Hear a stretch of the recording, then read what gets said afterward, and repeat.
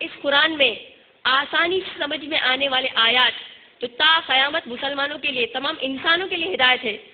اور نبی صلی اللہ علیہ وسلم کے سود کے متعلق جو احادیث آئی ہیں جس میں نبی صلی اللہ علیہ وسلم نے لعنت بتائی، عذاب بتایا، کیا ان سب کے بعد کسی اور کے فتوے کی ضرورت پڑ گئی ہم مسلمانوں کو؟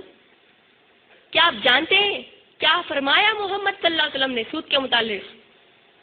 اگر ہم مجموعی زوائد پڑھیں گے، اس کے جلد نمبر 4 اور اس کے صفحہ نمبر 120 یعنی والیوم نمبر 4 پیج نمبر 120، نبی صلی اللہ علیہ وسلم فرماتے ہیں جس نے 1 پیسہ سود کا لیا گویا اس نے 36 مرتبہ زنا کیا.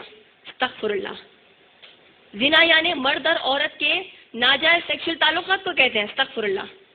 1 پیسہ سود کا اگر لیں گے تو گویا ہم نے 36 مرتبہ زنا کیا. استغفر اللہ.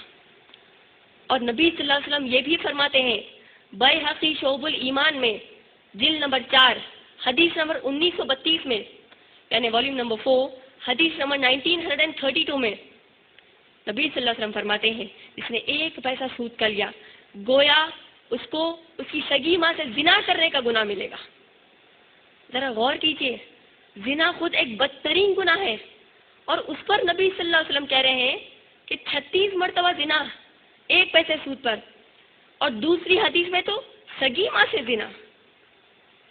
ایک اہم بات جو ہم سب کو غور کرنا چاہیے وہ یہ ہے کہ نبی صلی اللہ علیہ وسلم نے 1 پیسے سود پر اتنی بڑی لعنت کہی، جبکہ ہم مسلمان آج سووں کے پیسوں میں نہیں بلکہ ہم روپیوں میں سود کا کاروبار کر رہے ہیں.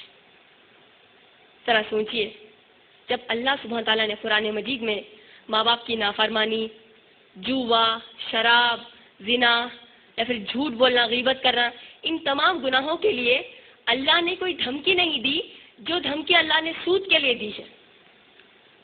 شرک کے علاوہ، شرک کے بعد سب سے بدترین گناہ اللہ کی نظر میں سود لینا یا دینا ہے. اگر ہم قرآن مجید پڑھیں گے، اللہ سبحانہ تعالیٰ فرماتے ہیں سورہ بقرہ سورہ نمبر 2 آیت نمبر 275 سے آیت نمبر 279 تک، یعنی سورہ نمبر 2 آیت نمبر 275 تو آیت نمبر 279 تک، جہاں اللہ فرماتے ہیں جب اللہ سبحانہ تعالیٰ نے سود کی لعنت کے بارے میں بتا دیا تو آخری آیت میں اللہ فرماتے ہیں آیت نمبر 279 میں، اے نبی صلی اللہ علیہ وسلم کہہ دیجئے ان مسلمان اور غیر مسلمان سود خوروں سے کہ اب اگر یہ سود پر پیسہ لیں گے یا دیں گے تو پھر ان کو کہہ دیجئے کہ یہ تیار ہو جائے اللہ